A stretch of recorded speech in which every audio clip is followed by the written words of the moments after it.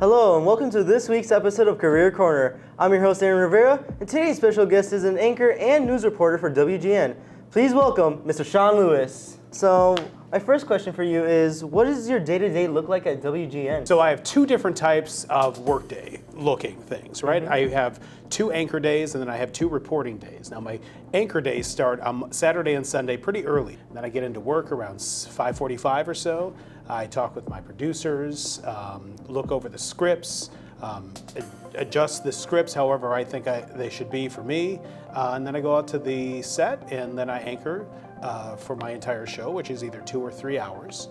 And then after the show, we do a couple promos, and then I go out and report. My other day is Monday and Tuesday, and the producers and the assignment desk have already talked about what they want me to do for a story that day, and they've already had their meeting. So then I come in after the meeting, they tell me what my assignment is, I go out and I do that. And then I do a live shot for usually 2 live shots for the midday show, which is at 11 and 12. And then I do 2 more live shots for 4 and 5 p.m. What sparked your interest in news reporting? My aunt was in TV, my mom's sister. And my mom and I went out to her first job in Nebraska, my aunt's first job, a TV station in Nebraska. I was 5 years old. And she brought me inside the TV station, and I got to sit on the set, be under the lights, see the cameras, and thought, wow, this is kind of cool. And then when I was 7, I went out there for the first time by myself, and my aunt kind of took me out on stories with her. I got to see how everything was kind of put together, and I thought that was so cool because you didn't have to sit in an office all the time.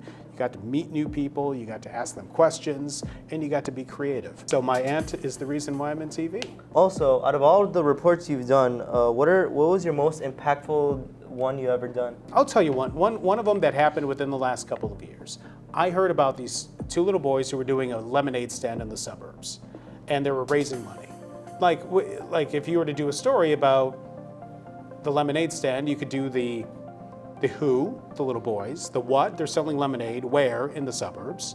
And it's always that last question, why? Why are they selling lemonade? And then it was the why that made that story special, because they were selling lemonade to raise money for a foundation that helps cancer patients.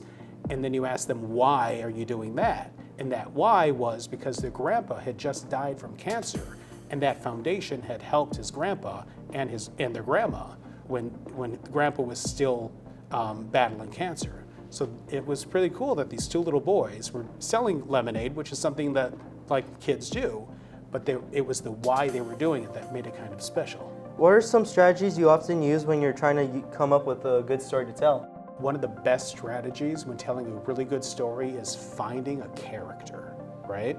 So if you were to do a story on, say, a class, and you could do a story that just kind of talked about the class and what they were studying and how they were sitting in a classroom and stuff like that. Or you could pick out maybe 2 characters in the classroom, right? You could pick out maybe the student and the teacher, or 2 students, and you could ask them a couple more questions, right? And you could find a connection between those 2, or why they're in that class or something like that, and you can kind of make it more interesting. Instead of doing this really wide view of the class, you could focus it. You could talk about the class, but you focus in on your one or 2 characters to kind of really make this interesting story so people at home can really connect to it. What advice would you give to students who want to pursue careers in media? Doing it is great. Just being in this class is a great first step. It's something I didn't have in high school. I had the ability to go to my aunt's TV station, but this is a really good opportunity. Be curious if you want to be on that journalism side. Even if you're on the photography side, be curious, right? Be prepared to ask questions. Be prepared to look around and observe stuff.